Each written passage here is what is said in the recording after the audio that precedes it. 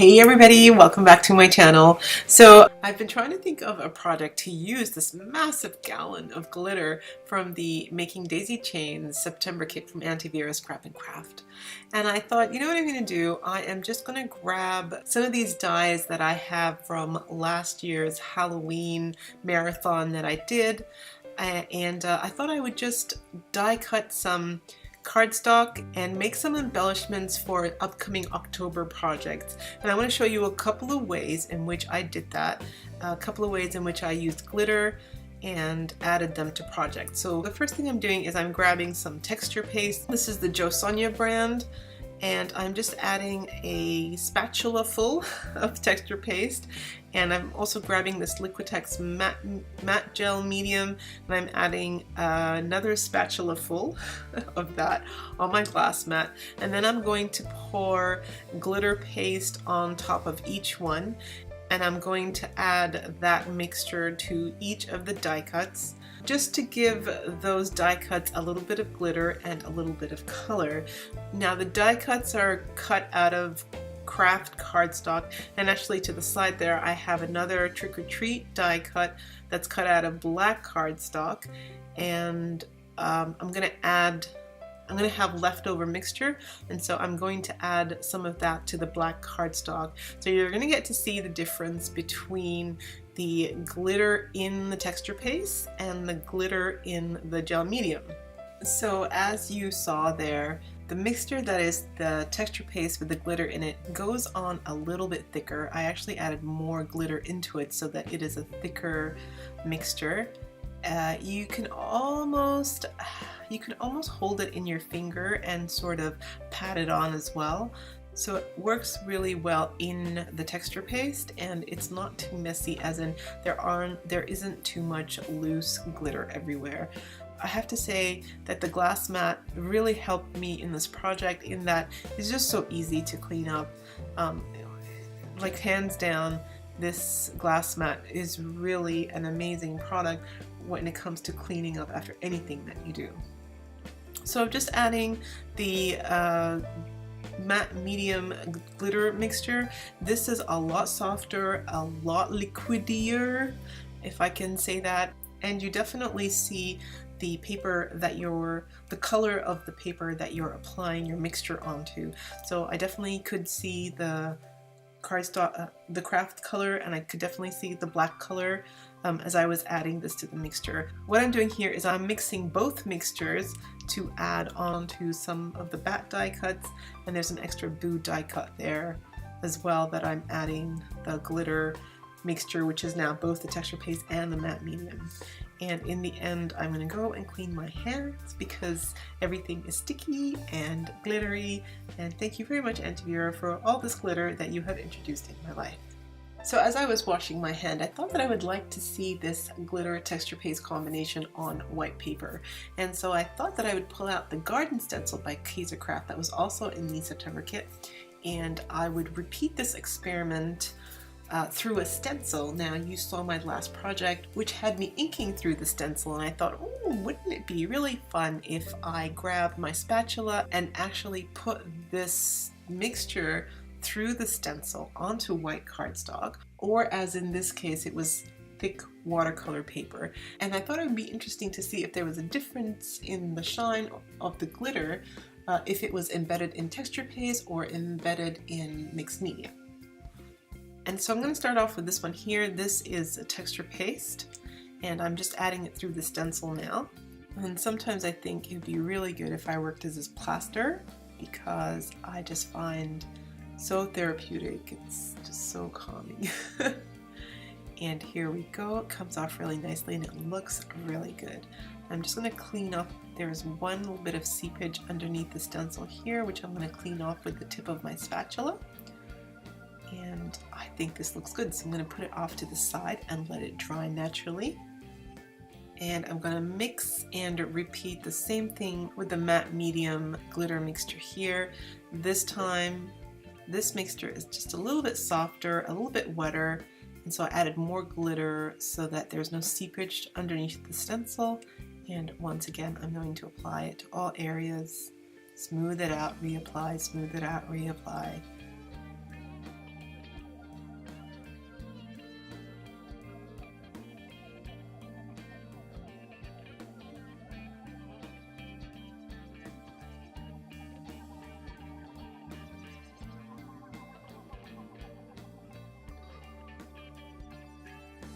Make sure it's even on all layers, and then I'm going to reveal. You can see a little bit of difference when they're put side by side. Obviously the texture paste one is going to be a little bit duller. It's green mixed with white, so the green is a little bit duller, and when you compare it to the matte medium, which dries clear, you do get a little bit of a brighter green, a little bit of an extra sparkle because the sparkle shows through the clear, but really there is no difference. If I were to give you one card, you wouldn't know what I did it with, but if I were to give you both together, you perhaps would be able to pick out the matte medium one because it shone just a little bit more. But I would say that if you have either or, use either or because it works really well.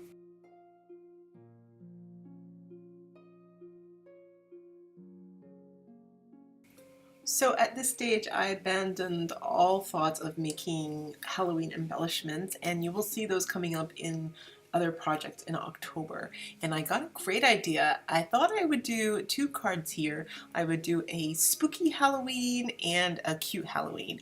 For the cute Halloween, which is what I'm starting off with first, I've got this Odds and Ends ephemera pack by Doodlebug. I got this last year. I never got a chance to use it. It's the Trick or Treat pack, I believe. And what I'm doing here is I'm just having a look at all the cute die cuts that are in this collection.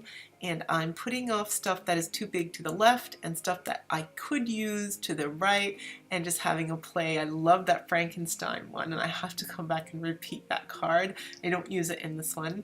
The other one that I totally love is this one with the pumpkins in the back of the pickup truck. That is so cute, but I actually don't use that in this one. I'm kind of just playing around, and once I get the cat, I know that the cat has to go on there, and then I do decide to go to the fairy girl. So I'm still going to make it somewhat of a spring, but it's a cute kind of Halloween spring card. I love the spider, but the spider is just too much because I wanted to leave enough room for Sunman. So the spider comes out and he actually goes on the inside.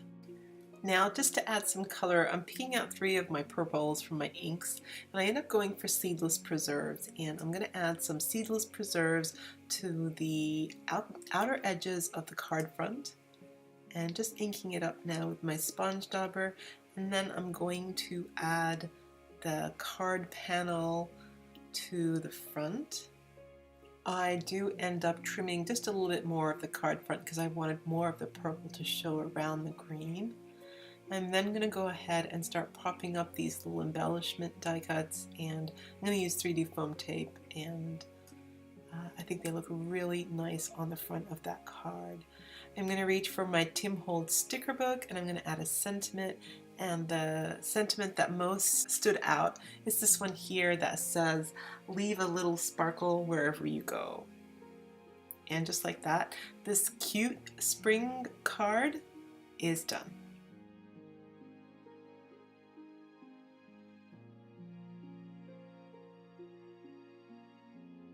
Now here's where I told you that I wanted to add the spider on the inside.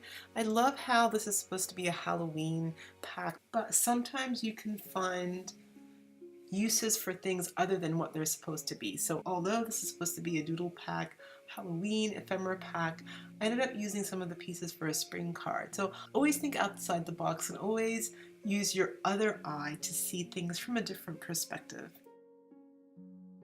Moving on to card number 2 here. This is the Halloween vintage pack from Tim Holtz that I bought last year, so maybe last year's collection, maybe even the year before that, I'm not sure. And trying to still make it spring related, not so much Halloween related. I'm trying to move things away that are sort of Halloween and more into like a little bit of a spooky vibe more than a Halloween vibe. So for example, if someone's a bit into the morbid side of spring, they would really enjoy this card, versus someone who's into the cutesy things, you would send them a first card. So I kind of really enjoyed this formation here. I love the owl and I love the cat.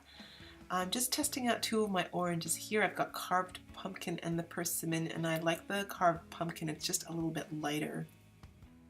So I'm going to go ahead and trim off a little sliver of that panel once more. I'm going to go around the outside of the card front with black soot, because I think that that would look really nice contrasted against the carved pumpkin. I am going for those traditional purple and orange colors that are kind of associated with Halloween, but Halloween is just around the corner and everybody seems to be doing their Halloween stuff, so I feel like I need to be doing Halloween very, very soon. So that's, I guess, what's influenced me here. Here comes the carved pumpkin, and it looks really nice around the edge there. I'm going to leave the inside white, and this time I'm not going to make it into a card. I'm kind of going to make it like a pocket. So I'm going to add 3D foam tape to the bottom and to the right hand side, take off that backing, and then I'm going to apply the panel to the front, and then I'm going to grab my 1-inch circle punch and I'm going to punch a little notch in the top so that you can see that it is a pocket.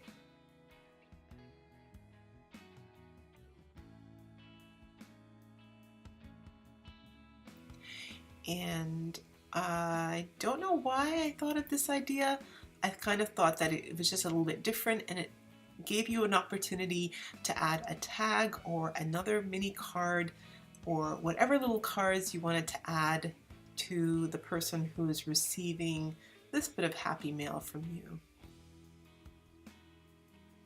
So I kind of had a little bit of chuckle because springtime brings with it all its allergies, which my husband suffers greatly from.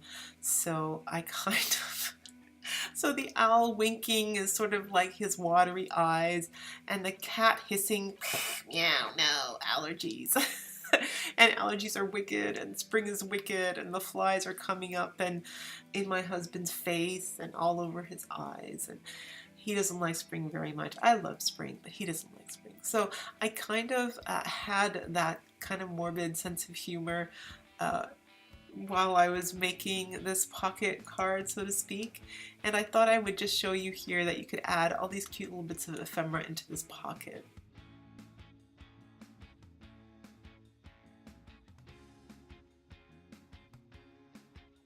So there you go, you guys. I made 2 cards for spring. One is a cute card and one is a spooky or not so cute card for all those suffering from allergies this spring. I hope you enjoyed this project. Thank you so much for joining me, and I'll see you in my next video.